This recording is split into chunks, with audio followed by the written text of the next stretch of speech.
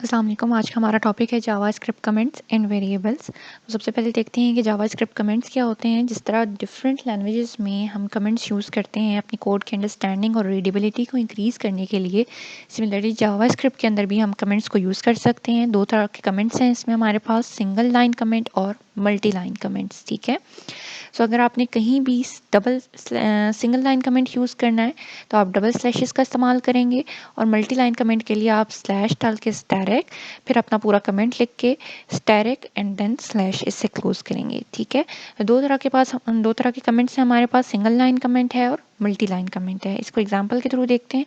यहाँ पे हमारे पास स्क्रिप्ट टैग जो कि जावा स्क्रिप्ट के लिए यूज़ होता है, उसमें एक स्टेटमेंट लिखी हुई है document dot right this is Java script example. उसके बाद डबल स्लैशेस यूज़ हो रही हैं फॉर सिंगल लाइन कमेंट, तो दिस इज कमेंट उसके बाद लिखा हुआ है। कमेंट्स कभी भी आपकी स्क्रीन पे डिस्प्ले नहीं होते, ये जैसे आपकी कोड क्लैरिटी के लिए यूज़ हो रहे होते हैं। ठीक है, फिर नेक्स्ट लाइन लिखी हुई है document dot right this is second lecture, और यहाँ पे मल्टी लाइन कमेंट के लिए स्लैश स्टैरिक, फिर देन यहाँ से कमेंट स्टार्ट हो रहा है और यहाँ कमेंट हमारा ख़त्म हो रहा है नेक्स्ट लाइन में। देन हमने इस स्टैरिक और स्लैश के थ्रू इस कमेंट को क्लोज किया है। सो अगर मल्टी लाइन्स आपने लिखनी है कमेंट के अंदर तो आप ये वाला सिंटेक्स यूज़ करेंगे, और अगर आपने सिंगल लाइन में ही कमेंट लिखना है तो आप डबल स्लैशेस का इस्तेमाल करेंगे। ठीक है, अगेन ये आपके रिमेंबर कि कमेंट्स आपकी स्क्रीन पे विजिबल नहीं होते, they are just added for code clarity and understanding. ठीक है, उसके बाद है hiding JavaScript code. All browsers cannot interpret JavaScript code.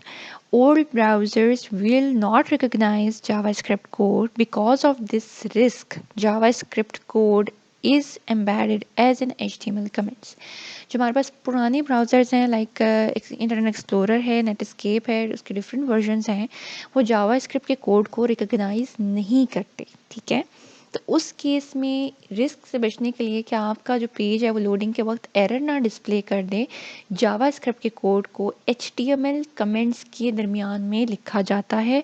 इसका क्या पर्पस है कि वो पुरानी ब्राउज़र्स जो जावास्क्रिप्ट को सपोर्ट नहीं करते, वो इस कोड को जो कि हमने जावास्क्रिप्ट का कोड लिखा है इसको एज एन HTML कंसीडर कर लेंगे और एरर डिस्प्ले नहीं करेंगे।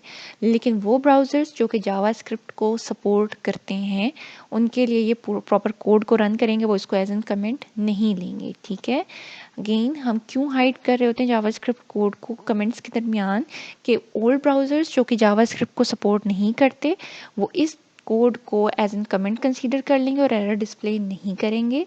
लेकिन वो ब्राउज़र्स जो कि जावास्क्रिप्ट को सपोर्ट करते हैं वो इस कोड को रन करेंगे। ठीक है, browsers that not interpret JavaScript code ignore this HTML comment. तो जो सपोर्ट नहीं करते वो इसको इग्नोर कर देंगे, और आपने मेक श्योर कि जो HTML कमेंट स्टार्ट करना है वो फर्स्ट लाइन में हो, और इसी के आगे हमने क्लोज नहीं कर देना, नेक्स्ट लाइन में ही क्लोज करना है। ठीक है, उसके बाद है हमारे पास जी जावास्क्रिप्ट वेरिएबल्स।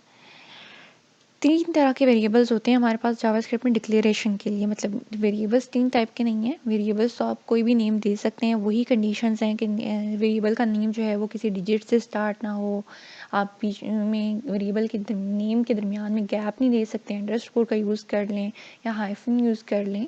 ठीक है, वही रूल्स हैं, लेकिन वेरिएबल्स को डिक्लेयर करने के लिए आप तीन डेटा टाइप्स यूज़ कर सकते हैं, तीन कीवर्ड्स यूज़ कर सकते हैं, वेयर, लेट और कॉन्स्ट।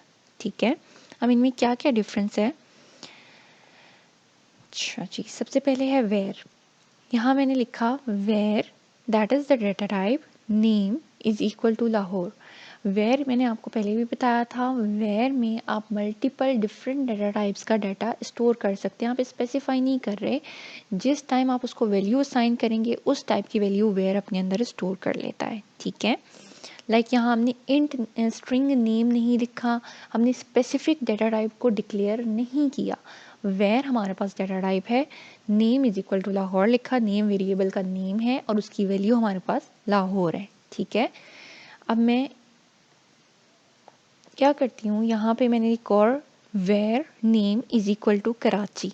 यूजली हम एक दफ़ा वेरिएबल को डिक्लेयर कर लें, उसको इनिशियलाइज कर लें तो दोबारा डिक्लेयर नहीं करते, हाँ उसको रीअसाइन वैल्यू ज़रूर कर रहे होते हैं। ठीक है, यहाँ देखिए मैंने लिखा var name is equal to Karachi, मैं ऑलरेडी डिक्लेयर कर चुकी थी, मैंने अगेन उसको डी डिक्लेयर कर दिया है। ठीक है, तो इसमें कोई एरर नहीं आएगा, ठीक है।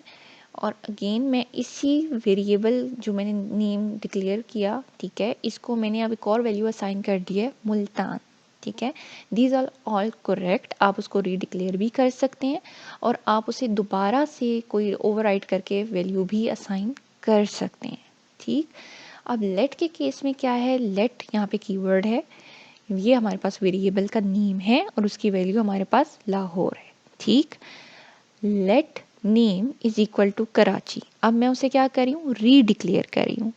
वेरिएबल के केस में ये चीज़ करेक्ट है, लेकिन अगर आप लेट के थ्रू किसी वेरिएबल को डिक्लेयर करा रहे हैं तो आप दोबारा उसी वेरिएबल को रीडिक्लेयर नहीं करवा सकते, ये एरर आ जाएगा आपके पास, ठीक है। हाँ, आप उसको वैल्यू ज़रूर असाइन कर सकते हैं। यहाँ देखिए हमने साथ लेट नहीं लिखा हुआ, जस्ट लिखा है name is equal to Multan. यहाँ हम उसे वैल्यू असाइन कर रहे हैं, दोबारा से री इनिशलाइज कर रहे हैं, लेकिन दोबारा से डिक्लेयर नहीं करना आपने, ठीक है, ये नहीं हो सकता। कॉन्स्ट के केस में कॉन्स्ट का वेरिएबल, अगर आप किसी भी वेरिएबल को कॉन्स्ट के साथ डिक्लेयर कर रहे हैं तो आप उसकी ना तो वैल्यू को चेंज कर सकते हैं और ना उसे रीडिक्लेयर कर सकते हैं। const name, that is the variable name, Lahore is the value of the variable। तो यहाँ पे अब हमने नेक्स्ट में स्टेटमेंट में क्या करें, यहाँ पे const name is equal to Karachi, that is again incorrect in case of const। const के केस में आप वैल्यू को ना री डिक्लेयर कर सकते हैं और ना री असाइन कर सकते हैं। const मीन आपने उसको एक दफ़ा वैल्यू असाइन कर दी, नाउ यू कैन नॉट री इनिशलाइज दैट वेरिएबल अगेन, ठीक।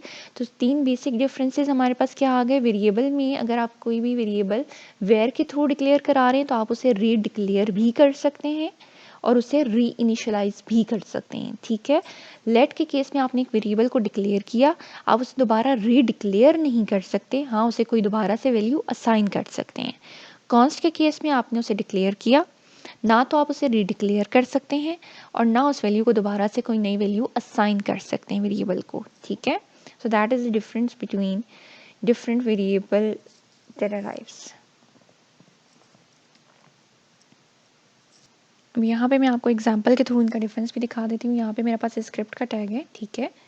यहाँ मैंने क्या लिखा हुआ है, var, that is the data type, name variable का नेम है लाहौर, और डॉक्यूमेंट डॉट राइट जो कि डॉक्यूमेंट कोई भी कंसोल पे डिस्प्ले करवाने के लिए स्टेटमेंट यूज़ होती है जावास्क्रिप्ट के अंदर। यहाँ पे हमने डॉक्यूमेंट डॉट राइट और यहाँ लिखा हुआ है ब्रैकेट में नेम, ठीक है। नेम इस वेरिएबल के जो नेम था ये वो है, तो डॉक्यूमेंट डॉट राइट नेम के अंदर जो भी वैल्यू पड़ी होगी वो हमारे पास डिस्प्ले हो जाएगी। अगर मैं इसे इन्वर्टेड कॉमास में यहाँ पे लिख दूँ तो ये चीज़ मेरे पास एज इट इज़ नेम लिखा हुआ आ जाएगा। अगर मैंने इसकी वैल्यू डिस्प्ले करानी है तो मैं अंदर विदाउट इन्वर्टेड कॉमास लिखूँगी। इसको मैंने सेव किया और मैं इसको अब रन करके देखती हूँ तो मेरे पास यहाँ पे लाहौर लिखा हुआ आ रहा है, ठीक है। अब मैं क्या करूँगी, अगेन यहाँ मैंने एक और वेरिएबल डिक्लेयर कराना है कराची के नेम से, ठीक है। वेयर नेम लाहौर लिखा हुआ था, अब मैं क्या कर रही हूँ, वेयर नेम कराची कर रही हूँ, रीडिक्लेयर कर रही हूँ, ठीक है। अब मैं इसकी आउटपुट देखूंगी तो मेरे पास, रिफ्रेश करती हूँ इसको, जी सेव नहीं हुआ है गैस, यहाँ पे इसको सेव कर लिया हमने, देन इसको रिफ्रेश करते हैं, कराची लिखा हुआ आ रहा है, ठीक है। तो अब हमारे पास क्योंकि री इनिशलाइज हमने री डिक्लेयर किया है वेयर नेम कराची, तो अब यहाँ पे मेरे पास क्या लिखा हुआ आ गया, जो लास्ट स्टेटमेंट लिखा था दैट इज़ कराची, ठीक है।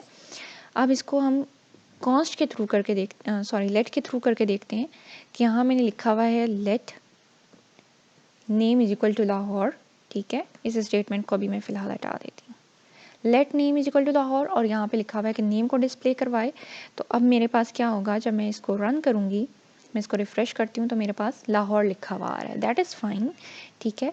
लेकिन अब दोबारा अगर मैं लेट के थ्रू इसी वेरिएबल को री डिक्लेयर करती हूँ, ठीक है, यहाँ मैं लिख देती हूँ let name is equal to Karachi, save किया, इसको मैं रन करती हूँ, रिफ़्रेश करूँगी, ये देखें। अब ये आपने ये बेसिकली लाना कैसे है, यहाँ पे आपके जब आपने रन किया आपकी भी आउटपुट ब्लैंक आ रही होगी, ठीक है। राइट क्लिक किया, इंस्पेक्ट एलिमेंट, इंस्पेक्ट एलिमेंट में जाके मैं जाऊँगी कंसोल पे, तो कंसोल पे मुझे ये एरर डिस्प्ले कर रहा है, identifier name has already been declared. ठीक है, क्योंकि लेट के थ्रू हमने एक दफ़ा वेरिएबल को डिक्लेयर कर दिया था, तो जब हमने उसे दोबारा रीडिक्लेयर किया है तो वो यहाँ पे एरर दे रहा है हमें कि नेम को आपने दोबारा से रीडिक्लेयर कर दिया। That is an error in case of let.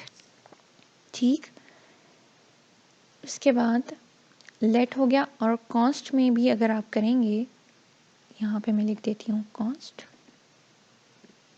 ठीक है, और ये भी कॉन्स्ट नेम लाहौर लिखा हुआ है। ठीक है, और ये डिस्प्ले पे आना चाहिए हमारे पास। तो यहाँ पे मैं डिस्प्ले रिफ़्रेश करती हूँ इसे, देखिए लाहौर लिखा हुआ आ गया। ठीक, अब मैं क्या करूँगी, इस कांस्टेंट वेरिएबल को दोबारा से कोई ना कोई वैल्यू इनिशियलाइज कराऊंगी।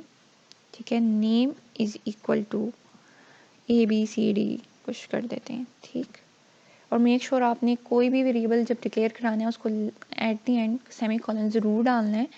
सो यहाँ पे अभी मैंने कांस्टेंट नेम लाहौर लिया हुआ था, उसके बाद मैंने दोबारा से री इनिशलाइज या ओवरराइट करी हूँ वेरिएबल नेम को, और फिर डॉक्यूमेंट डॉट राइट के थ्रू डिस्प्ले करवाना चाह रही हूँ। ठीक है, तो इस केस में मेरे पास क्या होगा, जब मैं इसको रन करूँगी, यहाँ पे मैं रिफ्रेश करती हूँ इसे, तो देखें यहाँ पे मेरे पास एरर आ गया, assignment to constant variable at this line, कि मैं दोबारा से उसे कोई असाइनमेंट कर रही हूँ उस वेरिएबल को, जबकि वो एक कांस्टेंट वेरिएबल है, तो उसने यहाँ पे एरर थ्रो कर दिया है।